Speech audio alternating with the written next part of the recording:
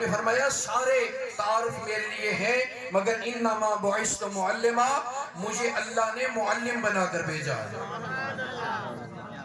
اور ابتدائی جو آیات بینات میں نے اقرا باسم ربک الذی خلق، پہلا جو حکم آیا وہ پڑھنے کا آیا، تو کسی کہنے والے نے کہا کہ افسوس کہ تعلیم و تعلم میں ہے پیچھے، افسوس کہ تعلیم و تعلم میں ہے پیچھے، جس قوم کا آغاز ہی اقرا سے ہوا تھا۔ جب انسان کے پاس وقت تھوڑا ہو، بھائی کامران صاحب، کسی بندے کے پاس وقت تھوڑا ہو، اور جیسے ابھی فرما رہے تھے کہ بالکل غیر متعین سا وقت ہے، ہمیں نہیں پتا کہ کسی بھی وقت مہمان آ جائیں۔ جب وقت تھوڑا ہو، ابتدا سے ابھی شروع کیا ہے میں نے، یا جب میں انتہا کرنے والا ہوں تو ابتدا میں بھی میرا یہی موڈ ہوگا کہ میں وہ کام کروں جو سب سے اہم ہے۔ بچے توجہ کر رہے ہیں؟ روایتی گفتگو نہیں، بس یہ میں نے یہی نقطہ مکمل کر کے گفتگو کو وائنڈ اپ کر دینا ہے۔ جب وقت تھوڑا ہو تو چاہے شروع میں بندہ کہے کہ جی آپ یہ کام شروع کریں، آپ کے پاس وقت بڑا مختصر ہے، تو سب سے پہلے وہ کام کرے گا کہ جو کام سب سے زیادہ اہم ہوگا۔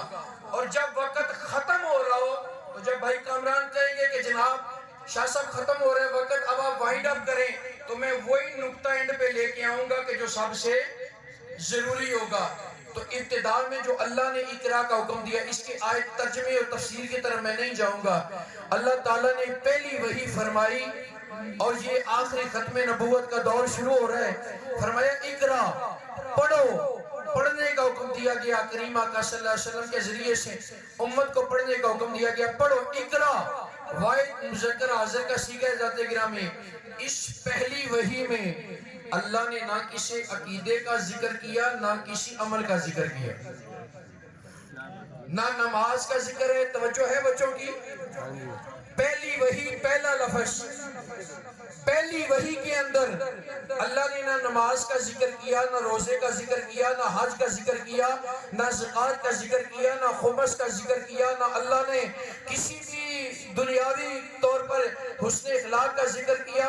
میں مختصر کرتا جاؤں، پہلی وحی میں نہ حضور کی رسالت کا ذکر ہے، نہ اپنی وحدانیت کا ذکر ہے۔ پہلی وحی کے اندر حضور کی رسالت کا بھی ذکر نہیں کیا اور اپنی وحدانیت کا بھی ذکر نہیں کیا۔ حضور کسی اسلام جو ہے وہ تین چیزوں سے بنا ہے، ایک اسلام عقائد کا مجموعہ ہے، ایک اسلام اخلاقیات کا مجموعہ ہے، ایک اسلام معاملات کا مجموعہ ہے۔ نہ تو کسی عقیدے کا ذکر کیا، نہ اخلاقیات کا ذکر کیا، نہ ہی معاملات کا ذکر کیا، نبی کی رسالت کا بھی ذکر نہیں کیا، نبوت کا بھی ذکر نہیں کیا، اور جو ہے وہ اپنی وحدانیت کا بھی ذکر نہیں کیا۔ اس چیز کا ذکر کیا کہ پڑھنے کا ذکر کیا، پڑھنے کا ذکر کیا، تو پتہ یہ چلا یہ پڑھنا ایسا انداز ہے جس سے توحید بھی مل جاتی ہے، رسالت بھی مل جاتی ہے، اور پیغام رسالت بھی مل جاتا ہے۔ یہ پڑھنا ایسا عمل ہے۔ پھر میرے آقا نے یہ سلسلہ تعلیم کا شروع کیا۔ بس میں قریب آ گیا اپنی گفتگو کو مکمل کرنے کے۔ حضور نے اس سلسلہ تعلیم کو شروع کیا۔ یہ جو سلسلہ تعلیم ہے یہ میں پڑھاتا ہوں، استاد پڑھاتے ہیں، پڑھتے اس کو تعلیم کہا جاتا ہے۔ ایک دفعہ کا ذکر ہے کہ سیدنا صدیق اکبر رضی اللہ تعالیٰ عنہ اور سیدنا فاروق اعظم رضی اللہ تعالیٰ عنہ کے ساتھ مولائے کائنات چلے جا رہے ہیں، اور ان پہلی دو شخصیات کا، صدیق اکبر اور فاروق اعظم، ان کا قد مبارک بظاہر جو ہے یہ تھوڑا سا لمبا، اور مولائے کائنات کرم اللہ وجہ الکریم کا قد مبارک بظاہر درمیانہ تھا۔ حقیقت میں تو میں یہ کہنا چاہتا ہوں، اور میں نے بڑی جگہ پر یہ کہا ہے کہ ذکر علی کرنا اور مولا علی کا شان بیان کرنا، میں اس پہ ایک جملہ کہا کرتا ہوں، اور یہ قبلہ فضل شاہ صاحب خطیبانہ جملہ ہے کہ شان علی کوئی کیا بیان کرے، مولا کائنات کا تو نام ہی ایسا علی ہے کہ اگر دنیا زمین و آسمان یہ زیر و زبر ہو سکتے ہیں اور کائنات یہ مزمحل اور اپنی جملہ توانائیوں کو یہ ختم کر کے ہاتھ باندھ کر کھڑی ہو سکتی ہے، مگر علی پہ آنے والی عین کی صبر بھی بیان نہیں ہو سکتی۔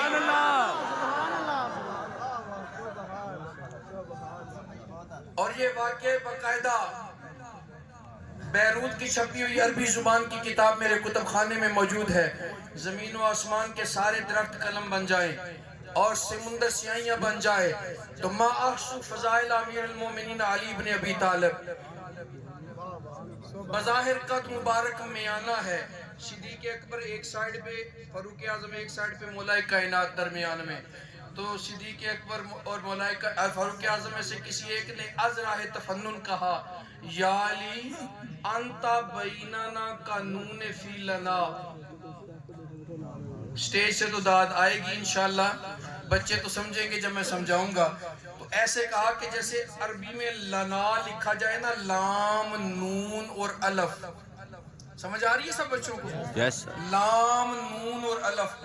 تو صدیق اکبر یا فاروق اعظم نے فرمایا علی انت بیننا قانون فی لنا، علی آپ ہمارے درمیان ایسے ہیں جیسے لنا میں نون کا ڈنڈا ہوتا ہے، لام کا ڈنڈا بھی بڑا، الف کا ڈنڈا بھی بڑا، بیچ میں نون لنا، انت بیننا قانون فی لنا۔ آگے بھی تو مولا علی تھے نا، جو جواب دیا مولا کائنات نے فرمایا لو لم نونو لکانا لا، لنا میں سے نون نکال دیں تو باقی بچتا ہے لا، جس کا مطلب ہے کچھ نہیں، میں نہیں تو تم بھی کچھ نہیں۔ سبحان اللہ۔ تعلیم، میں نے کیا لفظ کہا تھا؟ تعلیم۔ نعرہ تکبیر، اللہ نعرہ رسالت، نعرہ حیدری، یا علی۔ سبحان اللہ۔ تعلیم، لفظ تعلیم، یہ جو ہمارا پڑھنے پڑھانے کا سلسلہ ہے اس کو تعلیم کہا جاتا ہے۔ تعلیم کے ہیں 5 حرف، کتنے ہیں؟ 5 کے بغیر کوئی تعلیم تعلیم لفظ بھی نہیں ہے اور تعلیم اصل بھی نہیں ہے، 5 کے بغیر نہیں ہے، ادھر نہیں جاتا۔ تعلیم میں 5 حرف ہیں، تا، عین، لام، یا اور میم۔ تعلیم کی سائیڈ والا تا سائیڈ پہ نکالیں اور ادھر سے میم سائیڈ پہ نکالیں، تا اور میم سائیڈ والے 2 حرف نکالیں تو بنتا ہے تم۔ کیا بنتا ہے؟ تم۔ اور عین، لام اور یا درمیان والا کیا بنتا ہے؟ تعلیم میں سے علی نکالو گے تو بس تم بچ جاؤ گے، علم نہیں بچے گا۔ تعلیم میں سے علی نکالو گے، اسی لیے ہم نے اپنے بوائز کیمپس کا نام علی کیمپس رکھا ہے اور اس کیمپس کا نام مخدومہ کائنات سلام اللہ علیہ کے نام پہ رکھا ہے۔ آخری بات ہو میری گفتگو مکمل، جب وقت تھوڑا ہو تو بندہ کہتا ہے کہ میں سب سے ضروری کام کر لوں۔ ایک صحابی حضور کی بارگاہ میں حاضر ہیں تو اچانک جبریل اسرائیل حاضر خدمت ہوئے، حضور پوچھتے ہیں اسرائیل کیسے آنا ہوا؟ تو وہ کہتے ہیں کہ یا رسول اللہ صلی اللہ علیہ وسلم آپ کے اس صحابی کا آخری وقت آ گیا ہے، آپ کے اس صحابی کا آخری وقت آ گیا ہے۔ تو حضور علیہ السلام نے فرمایا کہ میں اس کو بتا دوں؟ فرمایا عرض کرتے ہیں جبریل اسرائیل کے بتا دیں۔ تو جب حضور نے اس صحابی کو بتایا کہ بھئی تمہارا آخری وقت آ گیا ہے، اب غور سے سنیے، یہ میرے گفتگو وائنڈ اپ ہو جائے گی اور میرا وقت بھی کافی ہو گیا، تقریباً 20 منٹ میرے مکمل ہو چلے ہیں۔ تو اب صحابی حضور کی خدمت میں ایک سوال کرتے ہیں کہ یا رسول اللہ صلی اللہ علیہ وسلم مجھے کوئی ایسا عمل بتائیے کہ جو عمل میں کرتا ہوا دنیا سے جاؤں۔ کیا آخری وقت ہے، اب اسرائیل آ گئے ہیں، آپ کے ذریعے سے پیغام مل گیا ہے، تو کوئی ایسا عمل بتائیے کہ میں کرتا ہوا دنیا سے چلا جاؤں۔